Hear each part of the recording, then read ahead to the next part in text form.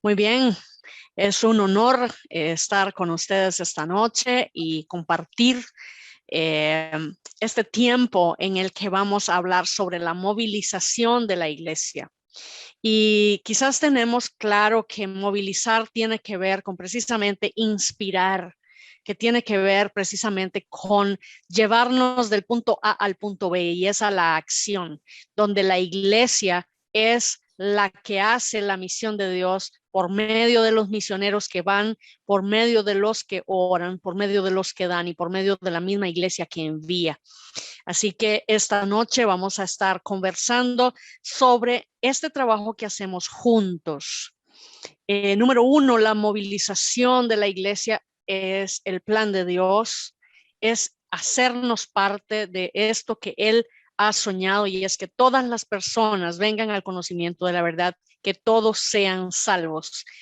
Amén. Ahora Un bien, momentito, Patricia, un momentito. Antes, bueno, disculpándome, Patricia, quiero presentarte a todos los que están participando de nuestra sala. Tenemos ya como 39 participantes. La misionera Patricia Ezera, de Costa Rica, nos va a traer el tema sobre la movilización misionera. Les recibimos con un cariñoso aplauso desde la distancia y que el Señor te bendiga grandemente, Patricia. Adelante. muchísimas gracias, muchísimas gracias. Qué bueno verlos a todos, de verdad, y bueno, hablar de algo que está en el corazón de Dios y que empieza como un asunto personal. El plan de Dios siempre ha sido revelado a la persona. Recordemos que en Edén el Señor le hablaba directamente a Adán, le habló directamente a Eva. Era una relación interior, era una relación donde Él se manifestaba de manera presencial para ellos y donde les hablaba audiblemente, pero era su respiro en ellos, era su deseo de mantener esta relación andando, esta relación en marcha. Y la caída del hombre hace una separación, y esta separación no se queda sin un plan. Dios siempre va a tener una respuesta personal a el fallo humano. Y recordamos entonces en Génesis 3:15 cuando el Señor hace una promesa de enviar un redentor, uno que va a cambiar el orden en el que el mundo entró a partir del pecado. Y esta situación personal, Dios espera que Adán y Eva lo lleven adelante con sus hijos. Vemos más adelante cómo Caín y Abel tienen una situación de ofrendas en donde la ofrenda de Abel es más excelente que la ofrenda de Caín. Y el asunto es que el problema con la ofrenda de Caín es que Caín presentó una ofrenda de acuerdo a su propia idea, no de acuerdo a lo que Dios les había ordenado. La ofrenda era un sacrificio, sangre en el altar. Y al Caín presentar una ofrenda diferente, hay otra ruptura, y Dios siempre va a tener respuestas personales. En este sentido, quiero avanzar a lo que ocurre luego en Noé.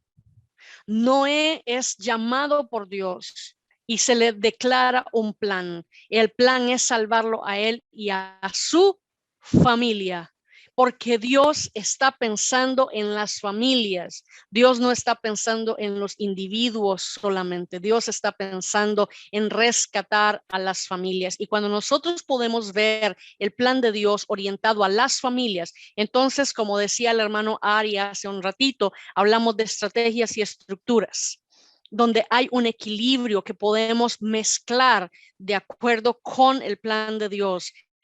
Por otro lado, este plan de Dios que es personal y que es familiar incluye a las naciones, y lo vemos en la promesa que Dios le hace a Abraham en Génesis capítulo 12, cuando le dice que va a bendecirlo y hacer bendición y que en él serán benditas todas las familias de la tierra.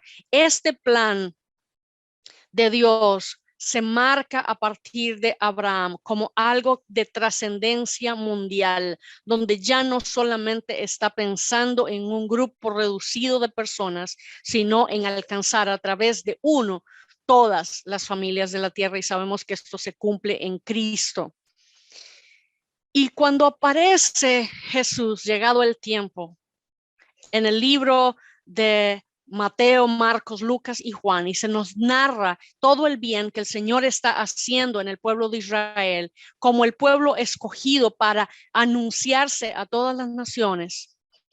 El Señor habla de plantar su iglesia. Y él dice, sobre esta roca edificaré mi iglesia y las puertas del infierno no prevalecerán contra ella. A partir de esto, el Señor está pensando en utilizar como voz a la iglesia del Señor, ya no a través solamente de unos cuantos y de un solo pueblo, sino movilizando a todas las fuerzas vivas de esta nueva iglesia que están haciendo y que vemos fructificar en el libro de los Hechos. Queremos hablar de historias detrás de los números. Y yo quisiera contarles un poquitito de una historia que conozco. La vida en Bolivia tiene una perspectiva, y ustedes, los que viven dentro y los que han nacido en este país, tienen una perspectiva de su país muy distinta de la que tenemos los que vivimos fuera, los que nunca tal vez hemos estado allí, pero reconocemos que Dios está allí.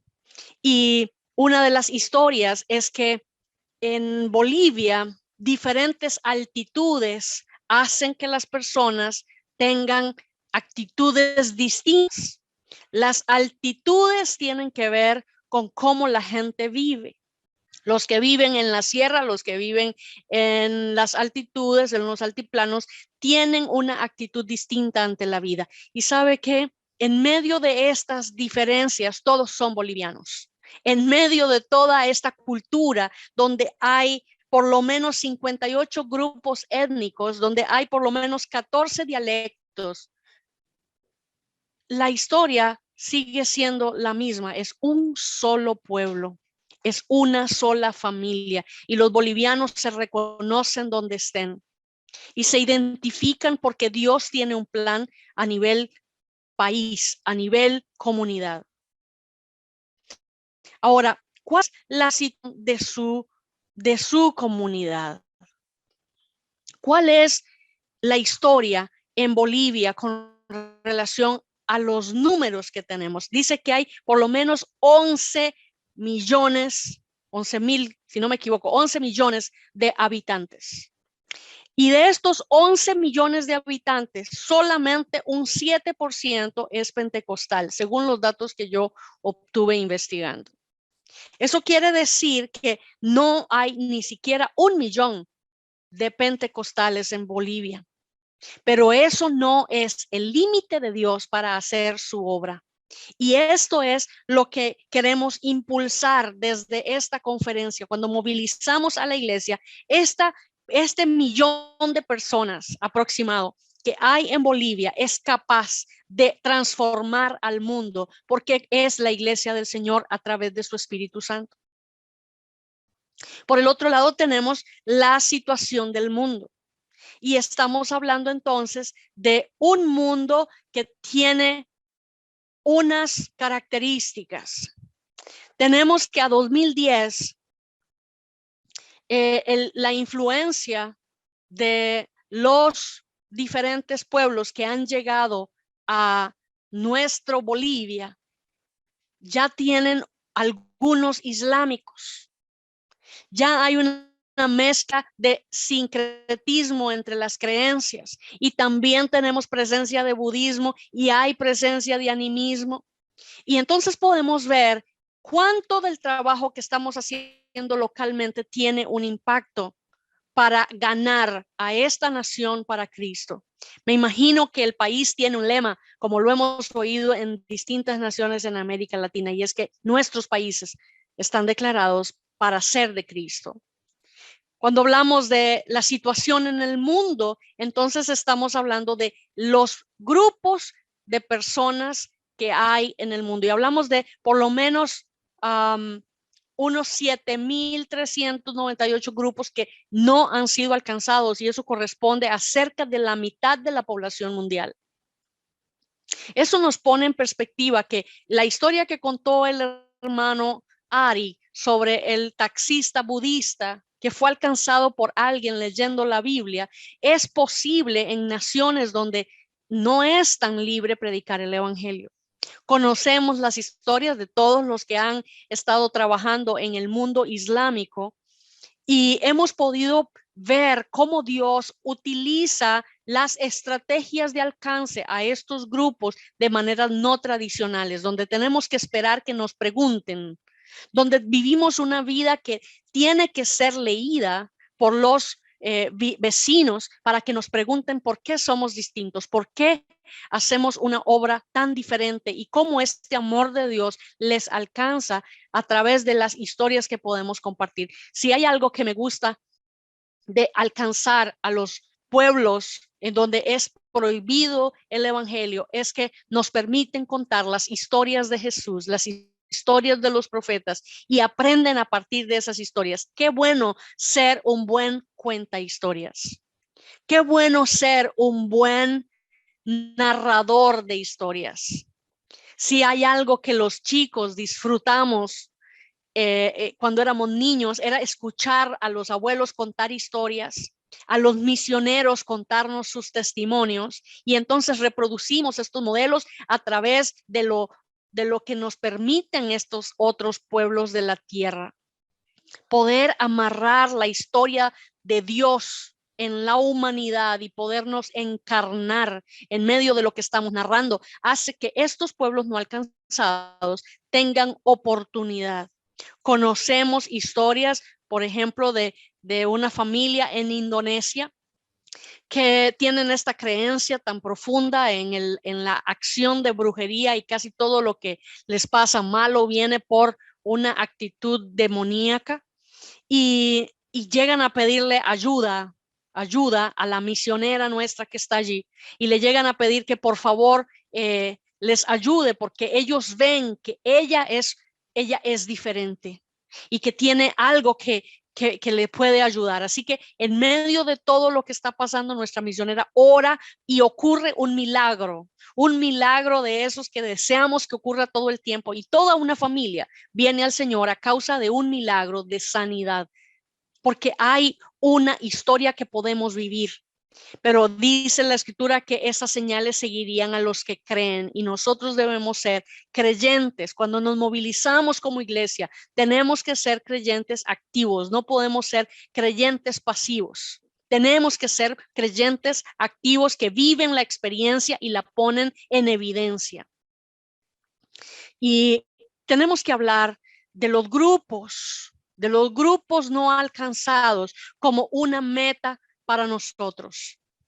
A veces hemos escuchado, por lo menos a nivel de América Latina, muchas personas que quieren ir a las naciones, pero solo quieren ir a las naciones donde se habla español, porque no tienen tal vez la habilidad de aprender otro idioma según ellos.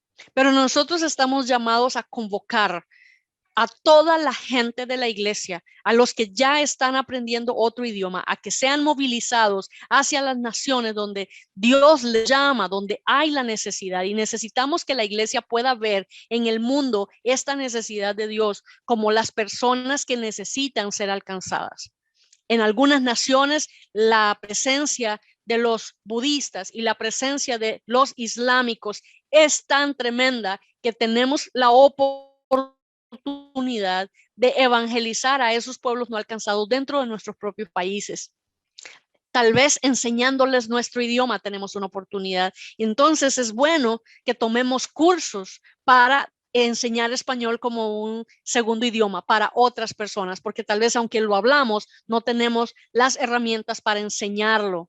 Nosotros tenemos unos obreros que están trabajando en el mundo árabe, que están en una escuela de español, y la idea es español como segundo idioma para poder llevar obreros que enseñen español, ¿verdad? Y son oportunidades que tenemos que ver las estrategias que son válidas y empezar a validar también a los obreros tenemos que empezar a ver a la nueva generación de obreros como candidatos posibles, aunque no entran en la estructura regular de nuestra forma de hacer el trabajo como se hacía antes. Quizás nuestro paradigma misionero es el paradigma de el misionero norteamericano o misionero europeo, y entonces no vemos a nuestros jóvenes como potenciales misioneros porque los limitamos a que no se parecen al formato que teníamos antes, y tenemos que movilizarnos hacia estos millones de personas que están en estos grupos no alcanzados.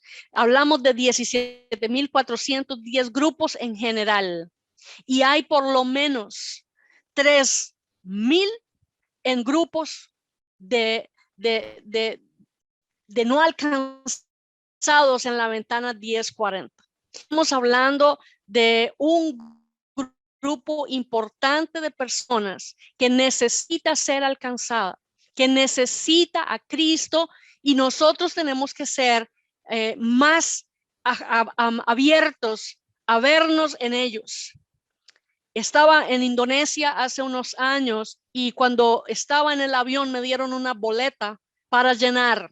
Y la boleta que me dieron estaba en malayo y en indonesio. Es decir, ellos pensaron que yo podría pertenecer a su grupo étnico, porque nosotros en América Latina tenemos una mezcla tan tremenda que nos parecemos a algunas de estas etnias. Y que eso nos da una baja porque podemos ir a estas naciones y no ser rechazados de primera entrada porque no somos rubios de ojos azules. Y tenemos que aprovechar esta mezcla que Dios nos ha creado, porque es su propósito que podamos ir a las distintas naciones de la tierra y llevar su mensaje. Llevar a la iglesia hacia esta movilización implica que no solamente somos candidatos a ir al campo, sino que somos candidatos a interceder todo el tiempo, a tener movimientos de oración intercesora por obreros. Personas que están orando por obreros regularmente tienen 3 aspectos en mente. Ellos no van a ir, ellos no van a dar, y ellos solo pueden interceder. Y realmente esa es una mentira. Es uno de los bloqueos mentales, porque muchas veces tenemos que estar dispuestos a hacer la respuesta a las oraciones que hacemos. Hay momentos en los que estamos orando, diciéndole a Dios, envía obreros a tu mies, y el Señor dice, sí, anda tú. Y tenemos que estar dispuestos a decirle, sí, Señor, heme aquí, envíame a mí. Tenemos que estar dispuestos a cambiar el paradigma en nuestra mente de heme aquí, envíalo a él. Y también tenemos que cambiar el paradigma de heme aquí, envíame aquí, porque no es donde nosotros queremos, es donde él nos necesita. Me gusta la historia de Jesús contando a sus discípulos para preparar la cena, para preparar la Pascua, y él les dice, miren, ustedes van a llegar a un lugar y van a encontrarse a un burrito, y le van a decir a la persona, al dueño, que el Señor lo necesita. Qué interesante que este señor dueño no tenía otra pregunta como, ¿y quién es el Señor? Él sabía quién era el Señor que lo necesitaba. Y muchas veces nosotros nos hacemos de la vista gorda o de los oídos sordos y no queremos escuchar que el Señor, que es el dueño de nuestra vida, es el que nos necesita. Nos resistimos, y nos resistimos también muchas veces a quién es a quien Él está llamando, y tal vez dicen, se da la licencia de decir, no, este chico no, no, esta muchacha no. Y no le estamos dejando la libertad al Espíritu de Dios, que Él es el que escoge, Él es el que llama, Él es el que sostiene, Él es el que patrocina la misión. Le decía a nuestros misioneros en una ocasión, cuando Dios llama, Dios respalda. Cuando Dios llama y respalda, Él capacita. Cuando Dios llama, respalda y capacita, Él financia absolutamente toda la misión, y nunca es una misión de corto plazo. Nunca es de corto plazo. El llamado del Señor es irrevocable, como irrevocables son los dones. Él puede cambiarnos el lugar, pero nunca cambiará el llamado de nuestro corazón. Él puede cambiar la estrategia, pero no cambiará el llamado a su corazón. Y si el Señor le está hablando a usted y le está diciendo, yo te llamé, yo te estoy recordando y que yo te necesito en el campo misionero, usted tiene que decirle, Señor, habla, que tu siervo oye. Dime lo que tengo que hacer, a dónde quieres que vaya y qué tengo que soltar para ir ahí. Cuando yo era niña, mis padres, bueno, mis papás son misioneros. Yo soy una hija de misioneros de por lo menos 4 países. Terminé la escuela. Lo único que hice en un país completo fue la universidad y eso lo terminé acá en Costa Rica. Encima me casé con un colombiano para balancear el hecho de ser internacional. Ni siquiera me casé con un costarricense. Entonces, las niñas nacieron en Costa Rica, nuestras hijas. Pero, ¿qué quiero decirles con esto? Cuando estamos dispuestos a servir, no importa dónde el Señor nos lleve, porque si Él está con nosotros, estamos en el lugar perfecto. Estamos en el lugar correcto, haciendo lo que Él espera que hagamos. Y sabe, en este tiempo nosotros como iglesia tenemos que estar dispuestos a salir de las 4 paredes. Y lo decía yo cuando empezó esta pandemia, de las 4 paredes a las redes sociales, atrevernos a ir a través de la tecnología a lugares donde nunca habríamos ido y donde no nos alcanzaría la vida ni el día para ir. Solo este año, en medio de esta pandemia, he estado en 4 lugares distintos, en 7 conferencias en distintos países, solo sin moverme de mi casa. Entonces, Dios está promoviéndonos a hacer cosas extraordinarias y tenemos que estar dispuestos a hacer la voz de Dios donde Él nos necesita. Si usted necesita aprender otro idioma, empiece hoy una aplicación, aprenda canciones en el idioma. En mi tiempo fuimos a un grupo indígena en Nicaragua cuando yo tendría entre 6 y 7 años. Yo no aprendí a hablar el idioma, pero me aprendí todos los coritos. Todos los coros que se cantaban, yo me los aprendí, todavía los puedo cantar. No aprendí el idioma, pero mi papá predicaba en el idioma de estos indígenas. Hubo una transformación en un pueblo, porque también era un profesional, mi papá era un médico. Entonces fue su puerta para entrar, para poder apoyar a este grupo de personas. Y saben, nuestra vida está ofrendada a Dios desde que somos niños. No sé cuántos de ustedes tienen hijos, pero ustedes dijeron al Señor que los tomara. Ustedes lo presentaron delante del Señor y el Señor recibió a sus hijos. No son suyos, son del Señor. Y si el Señor lo llama a las naciones, ofréndelo desde antes. Sea usted uno de los que ora y uno de los que financia el proyecto, porque Dios lo va a rescatar. Sabe, nuestra vida tiene que ser ofrendada a Dios en serio, en pleno. Desde hoy, comparta su ofrenda y diga, voy a ofrendar para un proyecto en un país que todavía no existe, en un país donde todavía no tenemos un proyecto misionero. ¿Sabe por qué? Porque usted está sembrando por adelantado. Usted está haciendo una obra garantizando que la obra se haga. Director de misiones, pregunte hacia dónde está el enfoque de la obra nacional desde Bolivia y empiece a ofrendar allí. Hay cosas que hacemos de maneras distintas, pero yo le cuento esto como un testimonio. Yo en una ocasión no tenía dinero para ofrendar. Tenía un anillo de compromiso de un novio que ya no era novio y no me recibió el anillo. Y ofrendé el anillo. Ofrendé ese anillo porque era lo único que tenía y yo no quería quedarme sin poder ofrendar. Y sabe, a la vuelta de un año Dios me dio el anillo de compromiso y el de matrimonio. Me casé en el año siguiente y yo no estaba pensando en eso, pero ¿qué quiero decirle? Usted puede ofrendar para que Dios haga algo y Dios va a hacer algo con esa ofrenda. Tal vez usted dice, es que yo tengo poco, pero en la mano de Dios nuestros pocos alimentan multitudes. Recuerde, 5 panes y 2 peces, alimentando a más de 10,000 personas. A veces usted piensa que lo que usted tiene es insuficiente, pero Dios dice, lo que tú me des, yo lo puedo multiplicar. Pero si tú te lo dejas, no pasa nada. Si tú tenías 10,000 pesos y ofrendas esos 10,000 pesos, Dios los convierte en naciones recibiendo la palabra, pero en tus manos solo son 10,000 pesos. Y sabe, Dios quiere hacer milagros a través suyo.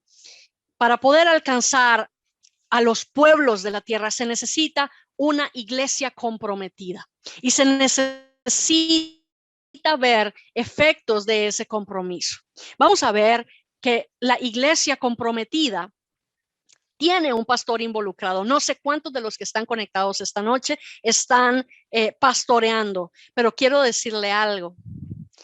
Yo quiero ganármelo a usted para las naciones. Yo quiero ganármelo a usted para las misiones. Necesitamos que usted esté involucrado en la obra misionera. Y eso quiere decir que usted tiene que creerle a Dios por ganar a otra nación con su iglesia, con su gente, con sus líderes, gente que ha salido de sus lomos. Hay personas que no quieren entregar a los líderes porque dicen, es que se lleva a mi mejor líder. Hermano, es tu mejor ofrenda. Entrégale al Señor tu mejor ofrenda, porque hay algo que David dijo: no quiero darle a Dios una ofrenda que no me cueste nada. Dele al Señor esos líderes que han salido de sus lomos, la gente en la que has invertido, porque la semilla que has puesto en la vida de ese hombre, de esa mujer, es la semilla que va a dar fruto en otra nación. Y cuando Dios te llame a su presencia, dice que va a llamar a tu generación del norte, del sur, del este y del oeste, y te vas a quedar asombrado mirando qué pasó, en qué momento engendré yo estos hijos. Y resulta que los engendraste a través de un hijo tuyo que salió de tus lomos y que fue enviado a otra nación de la tierra. Que el Señor te encuentre apasionado por ganar almas desde tu lugar en Bolivia hasta lo último de la tierra. Que cuando tú siembras a un hombre, una mujer en un campo misionero, sabes que tu cosecha no se limita a la frontera de tu país. Sabes que estás dando fruto en otro lugar. Cuando tú estás involucrado como pastor, le estás diciendo a Dios: ¿sabes qué? Yo valoro este llamado que me has hecho y el llamado que le estás haciendo a mi gente, a la gente que me has dado. Jesús oró por sus discípulos y dijo: no te pido solo por esto, sino por los que van a venir por causa de ellos. Entonces, una iglesia comprometida, involucrado. Si usted no está involucrado en las misiones, mi amado hermano, quiero decirle que esta es la hora para cambiar de marcha. Usted está conduciendo un auto que no avanza demasiado porque usted todavía no se involucra, pero en el momento en que usted le dice sí a Dios, cuenta conmigo para la obra misionera, Dios va a respaldar tu ministerio de formas increíbles que no habías vivido antes. Una iglesia comprometida tiene un equipo movilizador. La iglesia tiene dones y talentos en cada uno de los miembros. Un equipo movilizador es un grupo de hermanos con una carga misionera, alguien que motiva a la iglesia a recordar la obra que se está haciendo, la obra que se necesita, tanto a nivel local como a nivel transcultural. Y sabe, una de las cosas que ocurre con los equipos movilizadores es que motivan a la iglesia a permanecer. Motivan a la iglesia a permanecer porque algo los une, algo los pone en unidad, algo los pone en equilibrio. La iglesia que tiene un equipo movilizador le está recordando a la iglesia que tiene un compromiso con Dios, un compromiso para llevar la misión adelante. Un equipo de movilizadores fieles, leales, personas que están hombro a hombro con su pastor. No vea la obra misionera como el que saca los recursos, porque se lleva a los obreros y también se lleva recursos financieros. Véalo como la fuerza motora que impulsa la misión de Dios fuera de sus fronteras. Una iglesia comprometida tiene una visión transcultural. No se queda pensando en solo el trabajo que está pendiente de hacerse en su lugar. Yo con mucha tristeza he escuchado a algunos pastores decir: ¿para qué se va a ir tan lejos si aquí hay tanto que hacer? La respuesta a eso es porque Dios me está llamando. La respuesta a eso es porque Él es el Señor de la mies y Él envía a los obreros a su mies. A usted lo tiene acá y al otro lo manda allá. Y tenemos que tener una visión transcultural para alcanzar a los grupos no alcanzados que están entre nosotros en medio de nuestros países, pero que también están en las naciones de la tierra. Nuestros muchachos están aprendiendo otros idiomas en la marcha de su educación formal, en la marcha del colegio, en la marcha de la universidad. Tienen oportunidades de intercambios con estudiantes de otros países que vienen a nuestras universidades a prepararse. Esas son oportunidades de oro. Conozco el testimonio de un par de jovencitas en Chile. Creo que el hermano Samuel estaba en el Congreso de la Red Universitaria allí en Chile el año 2019. Y estas chicas cuentan un testimonio de un grupo que hicieron en la universidad y se vinieron e invitaron a dos chinitas. Dos chicas de China estuvieron en este grupo de universitarias. Una de estas chinas que aceptó al Señor regresó a su país y estando allá llevó el mensaje a su casa. Un tío suyo enfermó de cáncer y esta chica chinita oró para la sanidad de su tío y toda su familia vino a Cristo. Y nosotros no tuvimos que movilizar a todo Chile para ir a China. Ni siquiera había una ofrenda para esta chinita que se fue con el mensaje. Tenemos que empezar a cambiar nuestra visión de lo que es transcultural y ver que tenemos oportunidades y nuestros jóvenes pueden tener visiones. Será a causa de los ancianos que tienen sueños, según Joel 2. Y tener sueños, los sueños de Dios son sueños de alcanzar a todas las naciones. Los sueños de Dios son salvar a todas las personas. Los sueños de Dios son que nadie se pierda, sino que todos vengan al conocimiento de la verdad. Y usted y yo tenemos que soñar los sueños de Dios, pero tenemos que dejar que nuestros jóvenes tengan visiones. ¿Qué significa que los jóvenes tengan visiones? Que lo ponen en marcha. La visión es el qué hacer. ¿Cómo lo hacemos? Son ellos, los jóvenes, los que van a alcanzar a la siguiente generación. Son los jóvenes los que van a alcanzar a los jóvenes. Son los niños los que van a alcanzar a los niños. Nosotros tenemos que tener una visión transcultural que permita que nuestros chicos se expongan a Dios, a la palabra, al Espíritu Santo y que sean utilizados por Dios para alcanzar a las naciones a través de estas conexiones. Hay jóvenes que están acostumbrados a vivir virtualmente. Ya es parte de su vida, de su trabajo. Y nosotros tenemos que aprovechar esta ventana de oportunidad en la virtualidad para que los jóvenes que están acostumbrados a utilizar estas herramientas puedan predicar un evangelio que transforma vidas. Tenemos que movilizar a la iglesia, hacer iglesia a través de las redes también. Sobre las cuatro paredes. No sé cómo está el tema pandemia en su área, pero por acá la situación se ha puesto cruda. Acá nos tienen restringidas las actividades de iglesia y solo hace unos días nos dijeron que a partir de diciembre el uso del código QR para acceder a lugares y quien no presente ese QR no puede entrar a un templo. Y sabe, esto es una restricción de las libertades, pero la iglesia primitiva nació en medio de las restricciones. La iglesia primitiva que nos hizo llegar el evangelio que usted y yo conocemos estaba restringida, no tenía acceso. Y nosotros no podemos dejar de pensar en todo lo que hacemos.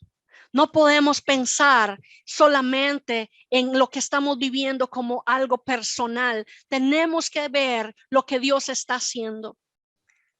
Yo quiero llamar a pensar transculturalmente en este tiempo.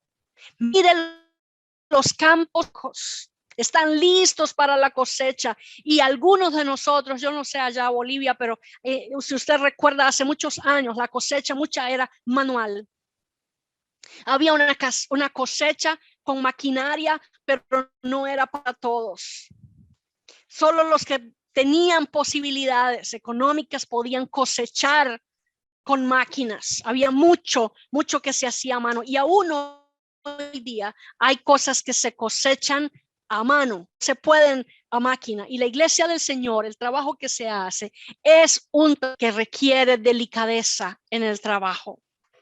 Así que, hermanos, tenemos que mejorar nuestra perspectiva. ¿Qué es entonces el efecto de tener este compromiso en la iglesia? Nos vamos a ver intercesores identificados. Vamos a tener una visualización de la gente que se pone en la brecha y que hace vallado, porque nosotros estamos llamados a ser intercesores en la cosecha. Y aquí nosotros estamos pensando en todo lo que Dios tiene para hacer, en todo lo que hay oportunidad. Y necesitamos entonces mejorar la identificación de los intercesores, poderlos ver, poderlos visualizar. Tenemos una necesidad de obreros intercediendo, de obreros que hacen posible que haya alguien identificando las necesidades en los campos. Seleccione un grupo de personas que ora y normalmente usted va a encontrar ancianas. Normalmente va a encontrar mayoría mujeres. Pero déles razones para orar. Déles razones para interceder. Y usted encontrará una obra increíble sucediendo, porque la salvación se deja ver a través de la inspiración del Espíritu Santo, de la convicción de pecado que ocurre por causa de que haya alguien orando cosecha. Necesitamos ver efectos del compromiso en la final. Testimonio personal, mi decisión ha sido, tienen un fin de acuerdo con la palabra de Dios, y mi ofrenda misionera tiene el mismo porcentaje. Apoyamos las misiones de manera intencional. Hasta este día nunca nos ha faltado. Hasta este día podemos dar testimonio de que no nos faltará, porque Dios es fiel. Somos fieles ofrendantes. Damos la ofrenda misionera. Creemos en esto y por eso apoyamos lo que Dios está haciendo en las naciones. Creemos que hay pueblos que necesitan un obrero y clamamos por ellos.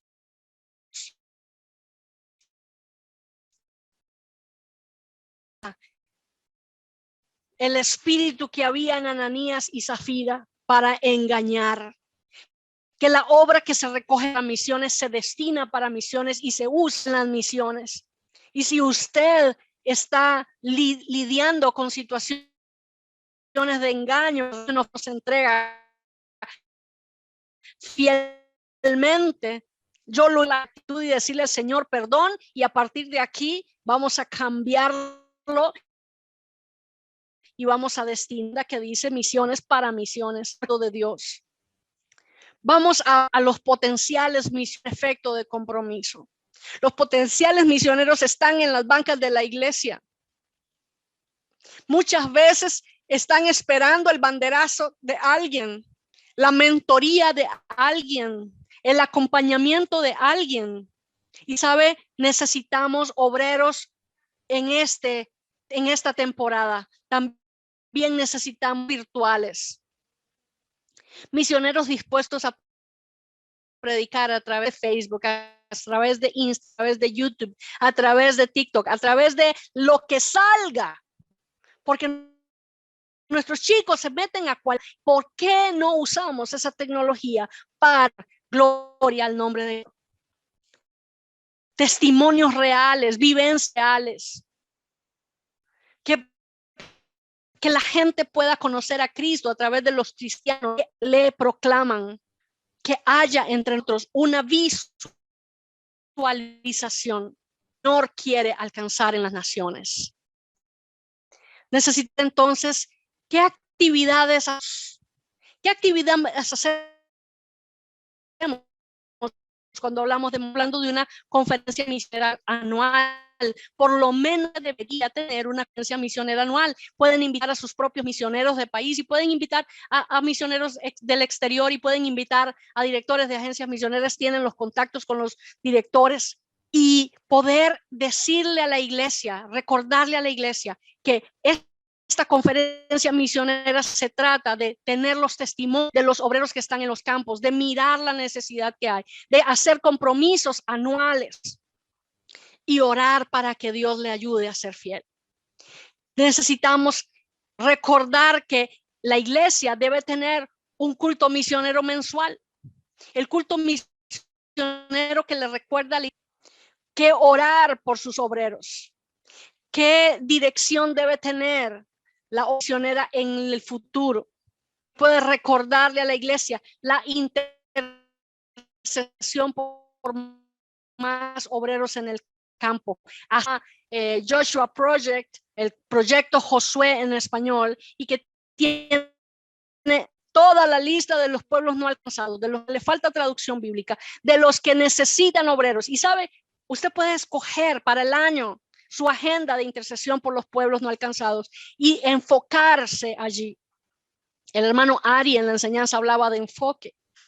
El año 2020 nosotros lo habíamos definido como el año del enfoque, porque el 2020 se habla de una agudeza visual y nosotros hablábamos de una agudeza espiritual para ver los campos. Y el Señor nos ha permitido ver en el campo de la virtualidad cómo podemos alcanzar aún más.